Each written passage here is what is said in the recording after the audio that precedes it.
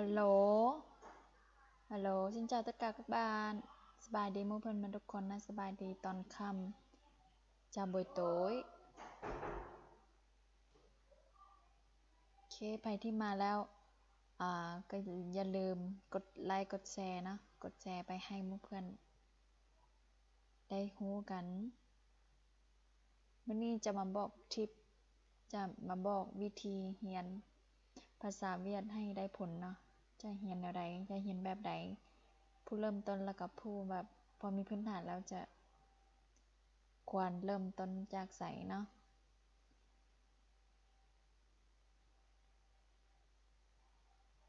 โอเคแพ็กเข้ามาแล้วอย่าลืมทักทายกันเนาะ say hi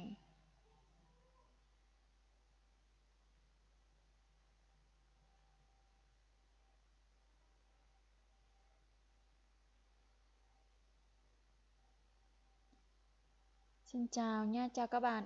Ai vào thì ai ở đây thì gì nhỉ? Bấm share cho mình với, chia sẻ cho mình với, chia sẻมี4 คนแล้วเนาะ Xin chào. โอเคกำลังถ่ายอยู่โอเคเนาะโอเคเราจะมาพบกันทุกๆวันศุกร์เวลา 8:30 นแต่ว่ามื้อนี้มาช้านิดนึงขอโทษขออภัยนำทุกคนเนาะ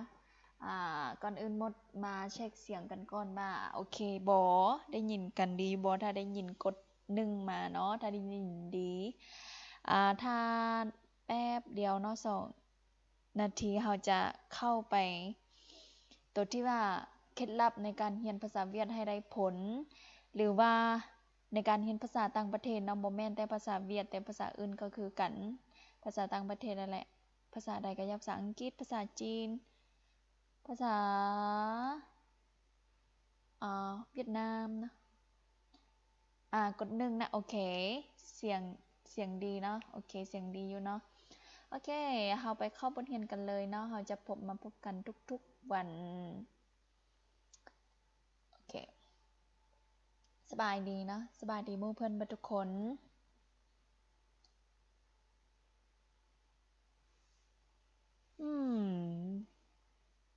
มี11 คนนะXin chào tất cả các bạn. Chào các bạn nha. Hôm nay mình sẽ giới thiệu cách học thế nào, cách học tiếng Việt thế nào để hiệu quả. Nó บ่รู้ว่าได้หรือบ่คือบ่เห็นเติมพี่เนาะ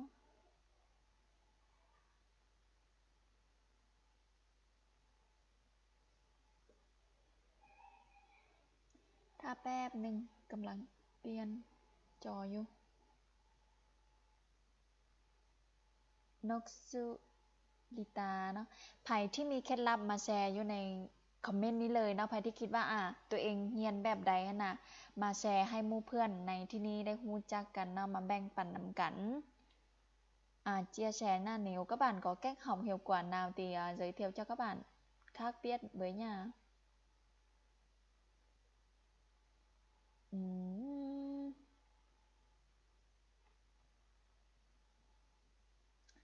Ok เห็นแล้วเนาะ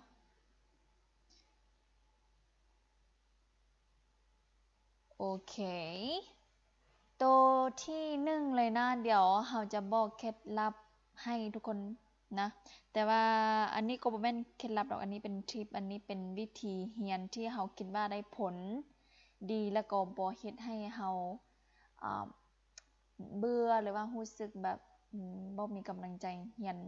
ดนเนาะโอเคเนาะไผที่มีแบบวิธีอื่นบ่สามารถคอมเมนต์มาได้เด้อ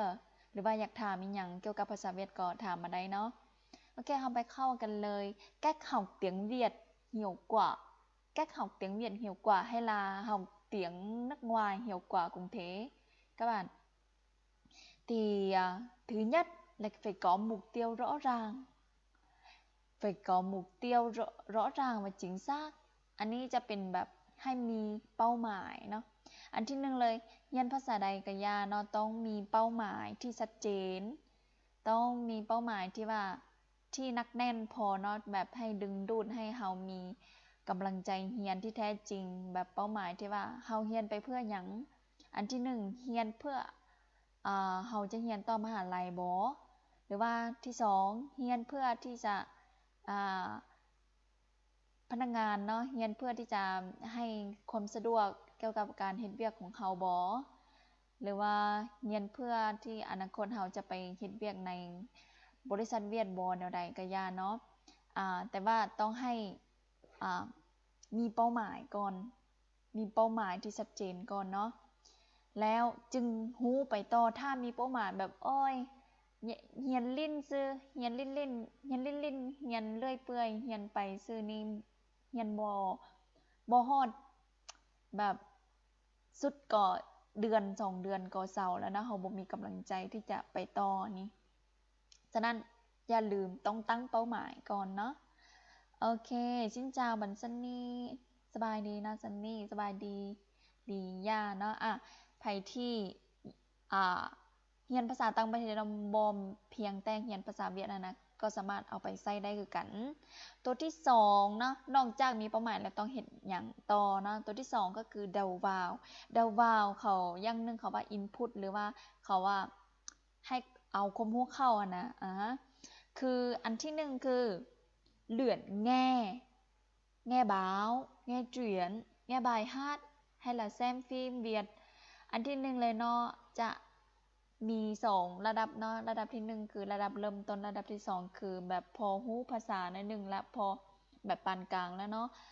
คือถ้าหากว่าเรียนแนะนำให้ฟังตัวที่ง่ายที่สุดคือตัวที่บทเรียนสนทนาเนาะตัวที่เว้าง่ายภาษาเวียดหั่นจะมีสอนเนาะให้ทุกคนให้เรียนด้วยตัวเองก่อนเรียนตัวอักษรเรียน ABC พุ่นแหละเนาะเรียนเริ่มต้นได้ ABC เลยแล้วก็เรียนวิดีโอที่มีผู้สอนคือเฮานี่เฮาก็มีช่องเรียนภาษาเวียดขั้นเริ่มต้นเลยทุกคนสามารถไปเรียนได้ตามที่อยู่ YouTube หั่นเลยเนาะหรือว่าถ้าเรียนระดับ1พอเข้าใจเนาะเฮาพอสร้างประโยคได้พอฟังออกนิดนึงแต่ว่าเว้าบ่ค่อยเป็นก็ต้องฟังนะอันนี้คือเดาบ่าวอันนี้คือเอาความรู้ใส่ก่อนให้ตัวเองก่อนเนาะฟังเพลงบ่ฟังข่าวฟังเรื่องฟังแม่นหยังก็อยากฟังหนังบ่ที่เว้าภาษาที่เฮาจะเรียนนั้นเนาะถ้าเรียนภาษาจีนก็ฟังภาษาจีนนั่นแหละทั้งที่ถ้าเรียนภาษาเวียดก็ต้องเรียนต้องเบิ่งภาษาเวียดภาษาอังกฤษก็ต้องเบิ่งภาษาอังกฤษนั่นน่ะฟังไปโลดบ่ต้องซีเรียสบ่ต้องแบบบ่ต้องไปแปลมันทุกโตเนาะบ่ต้องบ่หมายความว่าเฮาจะรู้ความหมายเมื่อเฮาจึงฟังเนาะฟังไปเลยฟังให้คุ้นหูฟังหลายฟังให้ซึมซับเข้าไปในขณะที่แบบเพราะว่าเฮาบ่มีสิ่งแวดล้อมที่ดีอำนวยความสะดวกให้เฮาได้ฝึกภาษาของเฮาได้ฟังตัวจริงหั้นน่ะฉะนั้นเฮาต้องอาศัยอินเทอร์เน็ตนะเฮาต้องอาศัยโลกโซเชียลคือเขาว่าให้ได้ผลให้แบบให้มันดีที่สุดหั่นน่ะแล้วก็ต้องฟังนะฟังไปเลยฟังเวลาที่เฮาเฮ็ดเวียกบ่จำเป็นต้องว่างๆแล้วจึงฟังวิธีนี้จะเฮ็ดให้เฮาแบบบ่เบื่อไวหรือว่าบ่รู้สึกรำคาญเนาะเฮาเฮ็ดดนไปเฮาก็ยังเฮ็ดได้อยู่อะนะสำคัญที่สุดคือเฮาเฮ็ดได้ดนเนาะบ่แม่นเฮาเฮ็ดได้หลายเฮาเฮ็ดเทื่อละน้อยมื้อละน้อยแต่ว่าเฮาเฮ็ดดนไปมันจะได้ผลกว่าเนาะแม่นหยังก็ย่าเนาะมันต้องได้ใช้เวลาอันที่1คือเลื่อนนะขอโทษเลื่อนแงการฝึกฟังต่อไปอันที่2เด้ตบดักฝึกอ่านตบดักบายดอกบายhọc bài báo bài văn เนาะอาจจะมีทุกสิ่งทุกอย่างเนาะภาษาเวียดนี่แห่งหลายแบบคือภาษาไทยแหละหนังสือแบบบทเรียนแม่นหยังมีหมดจะซอกอีหยังเสิร์ช Google มาละเห็นหมดเนาะแม้แต่คำเดียวก็ยังมีในภาษาเวียดเลยเนาะภาษาเวียดประเทศเวียดเขาเวียดนามเขาอันพัฒนาเรื่องเว็บไซต์นี้ดีหลายฉะนั้นบทเรียนแม่นหยังเขาจะมีหมดเลยอยู่ในนั้นเช่นว่าเฮาจะถ้าทำอิฐเฮาหาก็เรียนเฮาก็แบบอ่านหลายๆเนาะเฮาก็อ่านอยู่ในบทแอมเจ้าจีใจเจ้าบ้านnha chào bạn Lan nói có 21 người ở đây các bạn ở đây thì hãy share cho cô nhá hãy share cho mình share cho các bạn khác được biết ok ถ้า ผู้หาก็เริ่มต้นยังบ่ฮู้อีหยังเลยก็พยายามเบิ่งปื้มหรืออ่านหนังสือที่เขาขายตามห้านเนาะที่แบบเรียนด้วยตัวเองเรียนภาษาเวียดด้วยตัวเองจะมี 2-3 หัวที่อยู่ตลาดบางไข่อยู่ตลาดนั่นนะไปซอกถ้าอยากรู้ภาษาเวียดแท้นะบ่มีหยังมาแบบมาห้ามเขาได้เนาะมาขวางทางเขาได้ฉะนั้นต้องไปซอกอ่านตัวนั้นแล้วก็มีภาษาลาวพร้อมอ่านตัวนั้นแล้วก็อ่านให้หลายๆถ้าแบบพอ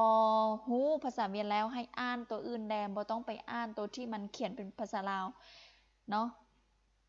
อ่านตัวเวียดเฉพาะเลยแล้วก็ต้องได้ฝึกอ่านแบบเฉพาะเวียดเลยให้เฮาคุ้นเคยกับตัวอักษรเวียดเนาะบ่ต้องไปเบิ่งอักษรลาวถ้าเอาเบิ่งหลายถ้ายามใดบ่มีเฮาจะบ่ฮู้อ่านเฮาจะอาศัยแต่เบิ่งภาษาลาวเนาะอันนี้แบบหลายคนมักแบบเขียนภาษาลาวเขียนแบบเสียงภาษาลาวออกมาแล้วก็เวลาอ่านบ่หรือว่าเวลาแนวใดเฮาจะมักไปแบบไปเบิ่งภาษาลาวหลายกว่าเฮาบ่ได้เบิ่งภาษาเวียดนั่นน่ะอันนี้เป็นบทเรียนตัวหนึ่งเนาะให้ทุกคนเปลี่ยนกันตอนทำอิฐอ่านจะยากแต่ต่อไปจะง่ายเนาะโอเคยากก่อนเกาอดเกาเยือนอัดได้ทอนคำวะเดี๋ยวใดโอ้คำขวัญลืมไปซะละดอกบาวบัดนี้ถ้าฮู้แล้วก็ดอกบาวอ่านข่าวหรือว่าดอกบายวันอ่านเรื่องอ่านบทความแม่นหยังต่างๆเนาะที่ใน YouTube บ่อยู่ใน Google ทุกคนสามารถเซิร์ชเกี่ยวกับติ่งเอี้ยวเกี่ยวกับcuộc sống đời sống แม่นหยังมีบักหลายเนาะvăn hóaเวียดนามทุกคนถ้าฮู้แล้วฮู้แต่คำเดียวภาษาเวียดทุกคนสามารถเซิร์ชได้อ่านเป็นบทเลยเนาะย้านแต่ทุกคนเบื่อย้านแต่ทุกคนค้านอ่านฉะนั้นโอเคอันนี้คือเดาวาอันนี้คือ input หรือว่าอันนี้คือการเอาความรู้เข้าก่อนเนาะฉะนั้นต้องเฮาเอาความรู้เข้าแล้วเฮาต้องปล่อยออกหรือว่าเฮาต้องเอาออกเนาะบ่แม่นว่าเอาความรู้เข้าอย่างเดียวแล้วก็บ่ใช้มันบ่เอาไปใช้มันก็บ่ได้ผลนะเอาเข้าหลายส่ำใดเฮาบ่เอาไปใช้มันก็ไร้ประโยชน์คือเขาว่าเนาะอันนั้นเขาเอิ้นว่าเดาราอันที่1ก็คือตะเวียดอันนี้จะเป็นวิธีหนึ่งที่เฮาใช้เนาะเวลาที่เฮาเรียนภาษาเวียดอยู่เวียดนามสำหรับตัวเฮาเองเฉพาะโอเคเป็นมงสำเนือเนาะกุสาเกินเกยลีเทียตะชีชอยัวเกยลีจาเอเทียลียัวเกยเตาเลียวโอเคต้องฟังก่อนนะต้องฟังตัวนี้แล้วก็จึงรู้ว่าต้องเห็นแนวใดแต่เวียดเก่าเวียดบ่ายดวนวันถ้าผู้ทำอิฐหาก็เริ่มต้นให้ฝึกเขียนเป็นข้อเป็นประโยคเริ่มเขียนเป็นประโยคสั้นๆบ่จำเป็นต้องเขียนประโยคยาวบ่จำเป็นต้องคิดเป็นยาวๆเนาะว่าจึงเก่งว่าจึงโอเคเฮาอยู่ระดับใดเฮาพยายามฝึกอยู่ระดับนั้นนะถ้าเฮาแบบก้าวข้ามระดับที่แบบเบื้องต้นแล้วเฮาก็ไปเข้าโต1 ก้าวหรือว่าโตระดับกลางระดับสูงฉะนั้นตัวที่1ถ้าหาก็เริ่มต้นให้เวียดเก่าหรือว่าให้เขียนเป็นประโยคสั้นๆเอาง่ายๆเอาก่อนนะถ้าสมมุติว่าเฮาได้พอแบบพอได้แล้วให้ฝึกเขียนเป็นบทความแบบนี้เขียนแต่งจะแต่งแม่นหยังก็ยังแต่งพรรณนาถึงแต่ว่าแบบสิ่งของที่เล็กน้อยพรรณนาถึงบิ๊กบอสพรรณนาถึงใกล้ผู้โอคือตอนของเรียนประถมอันนั้นเนาะหรือว่าพรรณนาถึงชีวิตครอบครัวเฮาเองพรรณนาถึงอดีตเฮาอนาคตเฮาสิ่งที่เฮาอยากเป็นหรือว่าปัจจุบันเฮาทุกอย่างมีหลายหัวเรื่องที่เฮาแบบสามารถเอามาพรรณนาได้เนาะฉะนั้นต้องฝึกเขียนหลายๆมันจะช่วยให้เฮาได้คำศัพท์ใหม่เพราะว่าเฮาแนวใดเฮาอยากรู้เฮาเขียนฮอดตัวใดเฮาอยากเว้าภาษาลาวแนวใดอะน่ะเฮาจะไปซอกเฮาซอกแล้วเฮาจะได้ใช้มันเวลาเฮาใช้มันนะเฮาเขียนไปแล้วเฮาจะแบบได้ใช้มันเลยหั้นน่ะและอันนั้นจะเฮ็ดให้เฮาจื้อเฮาได้คำศัพท์ใหม่ๆแล้วก็บ่ลืมไว้อีกเนาะบ่แม่นว่าจะท่องแบบโตยค่อยบ้านเจ้าดีไปจังซี่ถ้าเฮาเล่าหรือว่าเฮาท่องจังซี่น่ะจื้อได้ดีแต่ว่าลืมได้ดีคือกันลืมไปคือกันเนาะคือจื้อแบบนกแก้วจังซี่มันบ่ดนมันกุ้มบ่ดนคือเขาว่าแหละเนาะมันบ่ดนฉะนั้นให้ทุกคนถ้าอยากรู้คำศัพท์อะนะ จงเอาคำศัพท์ที่เฮาบ่ฮู้หั่นไปแต่งประโยคหรือว่าไปเขียนบทหรือว่าเอาไปใช้ในการเว้าหลายเนาะแล้วเฮาจะฮู้แล้วเฮาจะจื้อมันตลอดเนาะจื้อดนอีกเนาะโอเคcó ai ở đấy nữa là có 15 người ok ต่อไปเนาะบัดนี้เลื่อนงี้tập nghĩ หรือว่างี้อันนี้คือว่าฟังคิดนะตัวนี้คือตัวที่สำคัญที่สุดในการเรียนภาษาต่างประเทศบ่ว่าจะเป็นภาษาหยังก็อย่าที่บ่แม่นภาษาแม่เฮาที่เฮาก็เริ่มเรียนหรือว่าเรียนไประยะหนึ่งแล้วอันนี้จะเป็นทิปพิเศษคือแบบจะบอกให้ว่าถ้าอยากรู้ภาษาใดหนึ่งถ้าอยากเก่งหรือว่าถ้าอยากเป็นภาษาใดหนึ่งต้องคิดเป็นเนาะบ่ให้แบบต้องคิดแบบเฮาต้องคิดว่าเฮาคิดตลอดเวลาใจเฮาต้องอยู่กับภาษานั้นๆเนาะแล้วเฮาก็ต้องคิดถึงภาษานั้นตลอดเวลาแนวใดเช่นแนวใดเช่นว่าเฮากำลังเดี๋ยวนี้เฮากำลังคิดหยังอยู่เฮากำลังคิดแบบว่าข้อยจะแต่งหยังกินเด้เฮาก็ต้องคิดออกเป็นภาษานั้นที่เฮาอยากเรียนคือภาษาเวียดสมมุติอยากกินหรือว่าอยากกินส้มเด้แต่ว่าเฮาในหัวเฮาคิดจังซี่แต่ว่าเฮาก็บ่ต้องไปคิดเรื่องกินนั้นเนาะแต่ว่าให้เฮาคิดเรื่องภาษาข้อยอยากถ้าข้อยคิดอันนี้ข้อยอยากเว้าว่าข้อยอยากกินส้มเด้ข้อยจะเว้าภาษาเวียดแนวใดแถมจั่วกว่าหรือว่าเว้าแนวใดเฮาคิดเฮาต้องคิดเป็นภาษาเวียดอยู่ตลอดเวลาเนาะแม้แต่เรื่องnhững cái nhỏ nhất từ những cái nhỏ nhất ก็หมายความว่าแบบแม้แต่เรื่องที่น้อยที่สุดเรื่องแบบแบบเรื่องที่น้อยเรื่องที่แบบบ่มีสาระก็ย่าเนาะเฮาก็ต้องคิดแบบเป็นภาษาเวียดว่าข้อยอยากเว้าภาษาเวียดข้อยอยากเว้าแนวนี้เป็นภาษาเวียดควรเว้าแนวใดเวลาเฮามีความรู้สึกแบบอยากรู้อยากเห็นหรือเขาเรียกว่าภาษาเวียดเรียกว่าตม.นั่นจะเฮ็ดให้เฮาไปซอกเอาเองซอกความรู้เอาแบบข้อยอยากรู้คำนี้ไปซอกข้อยอยากเว้าประโยคนี้ไปซอกแล้วก็คิดเฮาบ่จำเป็นต้องมีคู่สนทนาเฮาบ่จำเป็นต้องอยู่ในสภาพแวดล้อมที่ว่าอำนวยความสะดวกหรือว่ามีคนเวียดมาลมนำเฮาตลอดเวลาบ่มีไผที่ทันมาเข้ามาหาเฮาถ้าเฮาบ่เข้าไปหาเขาเนาะหรือว่าถ้าเฮาบ่ได้อยู่บ่อนที่มีคนเวียดนามมันก็ยากสำหรับการที่จะเอาความรู้ออกไปหรือว่าการฝึกภาษาเวียดฉะนั้นอันดีที่สุดคือฝึกกับตัวเองเว้ากับตัวเองเว้าคือคนบ้าคือเขาว่าเนาะบ้าโลดอยากเก่งอยากเก่งอยากรู้ก็ต้องบ้าไปโลดเนาะแบบเว้ากับตัวเองนั่นแหละเว้าจมพึมพำกับตัวเองแบบcái gì đây mệt quá đi thèm quá hôm nay làm gì nhỉ hôm nay muốn ăn gì nhỉ ăn phở đi nhỉ เฮาก็คิดของเฮาก็เว้ากับตัวเองเนาะหรือว่าถ้ามีผู้นะอันที่3นะเฮากำลังเว้าอันที่3ลืมไปเลยนะเวลาฝึกเว้านะเว้ากับตัวเองบ่คิดกับตัวเองเว้ากับตัวเองไปลาถ้ามีคนเวียดอยู่ใกล้ก็พยายามเข้าหาคนเวียดถ้าเฮายังบ่กล้าก็แบบก็เว้ากับตัวเองให้เฮารู้สึกว่าหรือว่าเฮาเว้ากับผู้ที่พอรู้ภาษาเวียดไปก่อนนะแต่ว่าอันที่ดีที่สุดคือกล้าโลดเนาะหน้าด้านไปเลยหน้าด้านหน้าทนหน้าอายไปแบบบ่ต้องอายเนาะถ้าอยากรู้ไปเลยเขาก็รู้อยู่แหละในความคิดของเฮานะเวลาเรียนภาษาเวียดหรือภาษาต่างประเทศเฮาจะรู้สึกว่าเวลาที่เฮาเว้าผิดจะเป็นตาอายเขาจะหัวเฮาเขาจะเว้าแนวใดให้เฮาเว้าบ่ดีเฮาบ่เขาจะคิดแนวใดให้เฮาแต่ความจริงคือจะบอกให้นะแต่ความจริงคือผู้อื่นนะผู้ที่เป็นเจ้าของภาษานะเขารู้อยู่แล้วว่าบ่แม่นภาษาแม่เฮาเขารู้อยู่แล้วว่าบ่แม่นภาษามันแม่นภาษาที่2ของเขาฉะนั้นเขาพยายามเขาจะตั้งใจฟังเฮาถ้าเฮาขอถามเขาดีๆหรือว่าลมนำเขาดีๆเขาจะพยายามฟังเฮาเขาจะพยายามเว้าช้าแล้วก็เว้าให้ชัดเจนให้เฮาเข้าใจเนาะฉะนั้นบ่ต้องไปห่วงเรื่องนั้นนะบ่ต้องไปห่วงว่าโอ๊ยอายนะเว้ากับเขาอายนะเขาก็รู้อยู่แล้วว่าเฮาเป็นคนลาวเนาะบ่ต้องไปย้านบ่ต้องไปอายเว้าผิดบ่เป็นหยังเขาจะบอกให้เฮาล่ะเวลาเขาผิดนั่นน่ะ เขาบอกให้เราเขาบอกอันทึกให้เราจะจื้อดีที่สุดทุกคน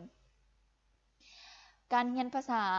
อันนึงแม่นการลองผิดลองถูกเนาะบ่แม่นว่าลองถูกอย่างเดียวยิ่งผิดยิ่งได้ถ้าเจ้าบ่ผิดเจ้าบ่มีวันถูกเนาะคือผิดถูกไปนำกันเนาะ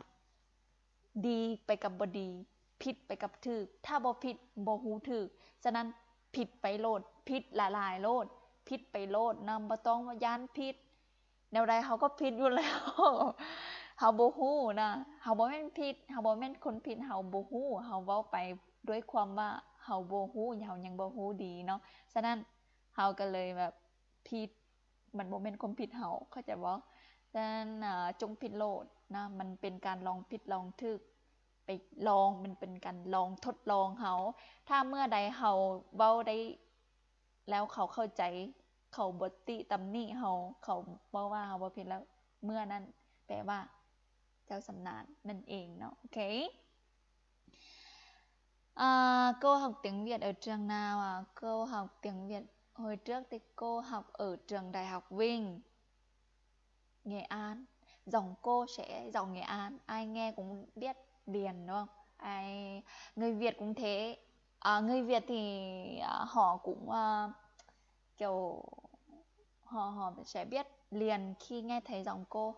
นะเขาจะฮู้จักเสียงของเราเวลาที่คนเวียดน่าจะเวลาเขาฟังเราเขายินเราเขาลมน้ำเรานี่เขาจะฮู้ว่าเราเรียนจากไสหรือว่าเราสำเนียงหยังเลยคืออันนี้เรียนอยู่แงอานเรียนอยู่วิ่งจะเป็นสำเนียงแงอานสำเนียงวิ่งนำฉะนั้นเวลาเขาฟังหรือว่าเขาได้ยินเขาจะฮู้ทันทีเลยว่าโอ้คนแบบสำเนียงวิ่งนะตอนนั้นเราแบบเว้าภาษาเวียดตอนนั้นก็ประมาณปี2ปี3บ่หรือว่าตอนหากจบมาเว้าได้ลมกับคนเวียดหลายเพราะว่าได้สอนภาษาลาวให้คนเวียดส่วนหลายก็คิดว่าเราเป็นคนเวียดได้ บ่ฮู้ว่าเราเป็นคนลาวหลายคนแบบคิดว่าเอ้าเจ้าเรียนภาษาลาวอยู่ไสคือว่าเก่งแท้ เอายังหัวบ่ค่อยเป็นคนลาวนะเขาว่าโอ้แม่นอ๋อคือเก่งภาษาเวียดแท้ซินะคือว่าแบบเว้าเวียดคือคนเวียดเลยเขาก็บ่นะเขาก็แบบเว้าบ่ค่อยเก่งปานใดเขาก็พอได้ซื่อๆนะเขาแบบหลายคนเวียดหลายคนดอกบ่ฮู้ว่าเราเป็นคนลาวซ้ำเนาะบางคนแบบติดตามเราไปก็ยังบ่ฮู้ว่าเราเป็นคนลาวบางคนคิดว่าเราเป็นคนแบบเวียดเกี่ยวก็คือแบบมีแบบมีเชื้อสายคนเวียดนะมีเชื้อแบบสายคนเวียดแบบมีพ่อแม่บ่มีแบบเป็นลูกศรจังซี่นะเขาว่าเวียดเกี่ยวเนาะแต่ว่าบ่ อันนี้gốc Lào người gốc Mông nữa Mông Lào nha người dân tộc Mông người Lào quốc tịch Làoโอเค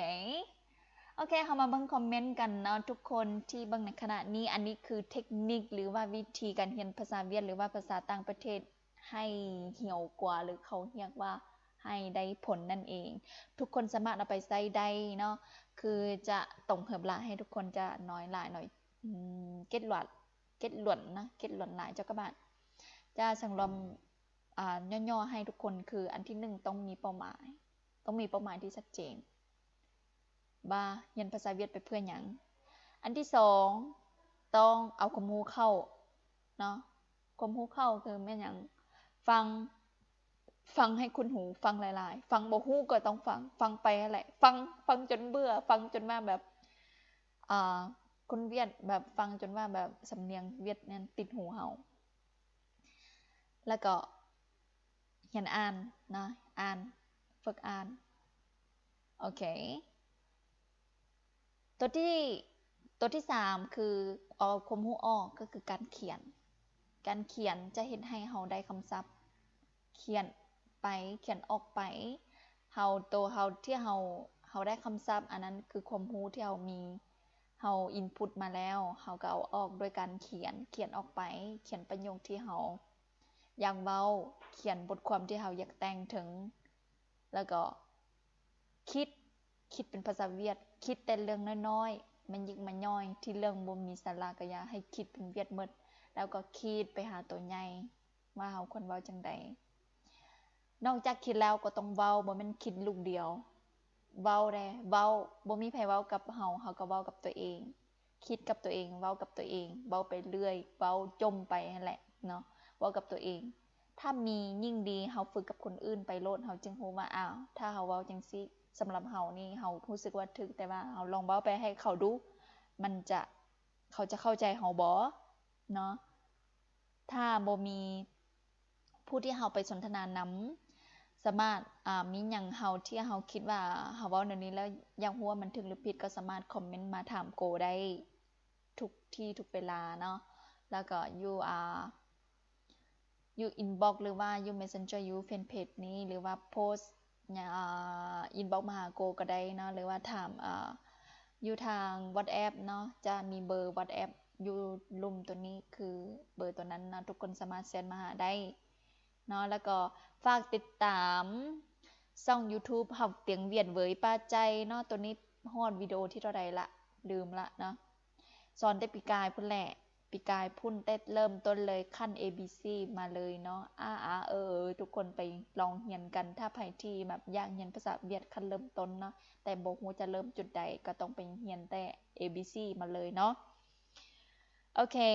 มื้อนี้ก็มาแบ่งปันเคล็ดลับเท่านี้ให้ทุกคนเพราะว่าก็จะไปเรียนต่อคือกันมีหยังบ่เข้าใจหรือว่าไผที่แบบอยากเรียนเสริมเรียนเพิ่มอยากเรียนคอร์สสนทนาเนาะไผที่ยังสนใจคอร์สสนทนาออนไลน์ที่แบบเฮาพอมีพื้นฐานภาษาเวียดแล้วแต่ว่ายังสนทนาคอร์สยังแบบสนใจคอร์สนี้อยู่ก็ยังรับอยู่เด้อสามารถติดต่อมาทาง WhatsApp หรือว่าโทรมาหรือว่าทาง Fan Page นี้ก็ได้học tiếng Việt với bà Trái đó hiền ภาษาเวียดนามbà Trái nó ok hôm nay chúng ta sẽ gặp nhau từng này thôi chào các bạn những cách học tiếng Việt của cô thực đúng lắm cảm ơn cô đã chia sẻ thật sự đúng nó thực đúng có đây cảnh thật đúng xin lạiเขาจะบอกthậtหรือว่า thực sự นะถ้าว่าถึกนี่ต้อง thực sự cô bạn Vũ Thị Phong cũng là một học trò hay là một sinh viên, một học sinh của cô rất giỏi. Bạn đã giỏi rồi, mình học với cô nhé, không phải học với cô mới giỏi. Ok, cảm ơn bạn nha, cảm ơn tất cả các bạn đã xem video của cô hôm nay. Cảm ơn đã dành thời gian xem video hôm nay và chúng ta sẽ gặp nhau mỗi thứ 6 nhé. Gặp nhau mỗi thứ 6 lúc 8 giờ 30 nhưng mà hôm nay cô hơi muộn nên là xin lỗi với các bạn. โอเคนะเราจะพบกันทุกๆวันศุกร์เวลา 8 โมงครึ่งแต่วันนี้อาจจะมาช้าหน่อยนึงบางเทื่อจะมาช้าเนาะก็ขอโทษขออภัยนำแต่ก็ต่อไปนี้ก็จะมาไลฟ์ทุกๆวันศุกร์ให้ทุกคนได้รู้บันเล็กๆน้อยๆเกี่ยวกับภาษาเวียดบ่จะมีเคล็ดลับอิหยังมาฝากให้ติดตามกันเนาะใครที่ยังบ่กดไลค์เพจบ่กดยังบ่ได้ติดตามก็เข้ามาติดตามเพจของเราได้เนาะโอเคhẹn gặp lại các bạn hẹn gặp lại các bạn โอ้ยมื้อนี้บ่ฮู้เป็นอะไรเนาะลิ้นพันกันตลอดเว้าบ่คอดจักหน่อยโอเคchúc các bạn ngủ ngon hẹn gặp lại các bạn tuần sau ok cảm ơn các bạn nha bye bye công an